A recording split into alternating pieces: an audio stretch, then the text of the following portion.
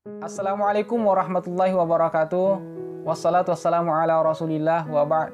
Selamat datang ke channel baru saya. Kali ini saya buat channel baru. Tujuannya untuk saya isi dengan obrolan-obrolan bermanfaat yang akan menambah wawasan teman-teman, khususnya dalam bidang fikih. Jadi hukum-hukum terkait dengan fikih. Jadi kalau channel sebelumnya, di situ saya isi khusus buat teman-teman yang ingin belajar seni melantunkan Al-Quran. Nah, kalau di sini kita akan isi dengan obrolan santai, akan tetapi obrolan bermanfaat. Nah, kali ini kita akan bahas bagaimana hukum menutup masjid atau hukum meninggalkan sholat berjamaah di saat tersebarnya wabah virus COVID-19 atau yang kita kenal dengan virus corona. Apa boleh masjid ditutup sehingga orang tidak bisa datang ke masjid melaksanakan sholat berjamaah? Atau masjid tetap terbuka, akan tetapi kita tidak berangkat ke masjid melaksanakan sholat berjamaah karena kita takut. Takut dengan virus yang kemungkinan orang bisa menjangkitkan itu ke kita atau kita menjangkitkan itu ke orang lain. Dan lebih parahnya lagi, ada kemungkinan bahwa sholat Jumat akan ditiadakan untuk sementara waktu sampai keadaan kembali kondusif. Nah, sekarang bagaimana hukumnya menutup masjid atau tidak datang ke masjid melaksanakan sholat berjamaah atau meniadakan sholat Jumat sementara waktu? Apa hukumnya? Hukumnya boleh. Jadi hukumnya boleh. Apa dalilnya? Nah, kalau kita mengatakan boleh, jangan cuma mengatakan boleh atau tidak boleh, tapi tidak mendatangkan dalil. Di sini saya tulis banyak sekali dalil. Akan tetapi saya tidak akan paparkan semuanya, karena banyak. Saya akan paparkan sebagian saja. Apa dalil yang memperbolehkan untuk kita tidak datang ke masjid melaksanakan sholat berjamaah? Atau bahkan masjid ditutup, atau sholat Jumat ditiadakan untuk sementara waktu. Apa dalilnya? Yang pertama, di sini cukup saya ambil 3 dalil. Yang pertama, rawahu Abu Daud ani bin Abbas min qaulin Nabi sallallahu alaihi wasallam. Ibnu Abbas meriwayatkan dari Rasulullah sallallahu alaihi wasallam. Apa kata Rasul? Man sami'al munadi, kata Rasul, barang siapa yang mendengarkan orang azan, kata Rasul, falam yamna'hu minat tiba'ihi uzrun, dan tidak ada uzur syar'i sama sekali yang menghalanginya untuk datang melaksanakan sholat berjamaah, atau tidak ada uzur syar'i sama sekali yang menghalanginya untuk datang ke masjid. Qalu, sahabat bertanya, wa mal uzur? Uzur itu bagaimana sih, kata para sahabat? Apa kata Rasul? Uzur itu ada 2. Apa kata Rasul? Khaufun au maradun. Adanya rasa takut, begitu pula adanya penyakit. Jadi kalau kita takut terjadi sesuatu yang tidak kita inginkan kepada diri kita sendiri, atau terhadap keluarga kita, atau terhadap harta kita, maka diperbolehkan untuk tidak datang ke masjid melaksanakan sholat berjamaah, agar kita bisa menjaga diri kita. Begitu pula keluarga kita atau harta kita.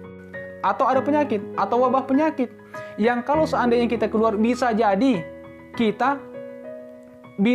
kita menjangkitkan penyakit itu ke orang lain, atau kita terjangkit dari orang lain. Maka diperbolehkan untuk tidak datang ke masjid melaksanakan sholat berjamaah. Terus masih ada lanjutan hadisnya. Lam tuqbal minhu sholatul lati shalla. Tambahan hadisnya. Apa yang kita bisa pahami dari hadis ini? Dari hadis ini kita pahami pentingnya sholat berjamaah.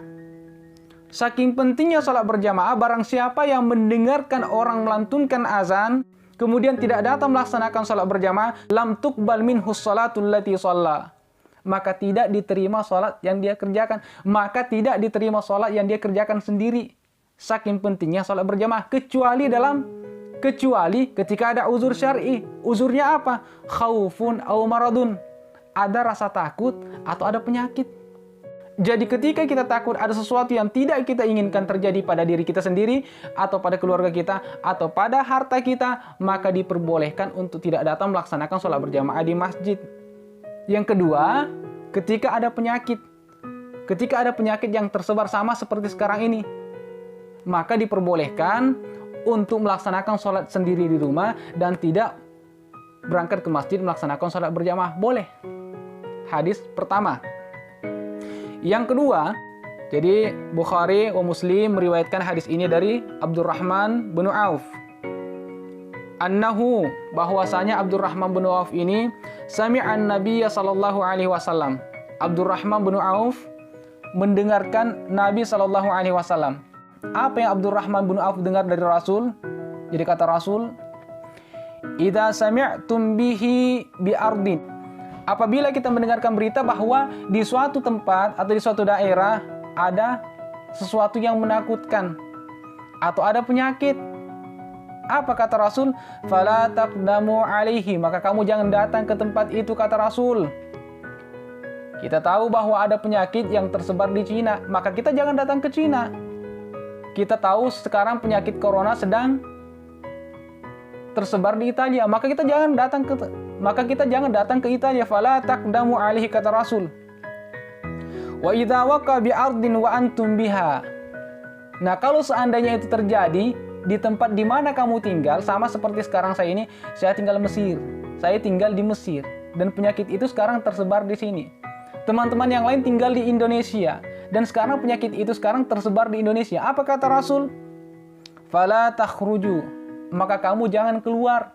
Maka kamu jangan meninggalkan rumah. Maka kamu jangan mengadakan perjalanan. Maka jangan pergi berlibur. Fala takhruju, kata Rasul, jangan keluar. Apa tujuannya kata Rasul? Firaran minhu.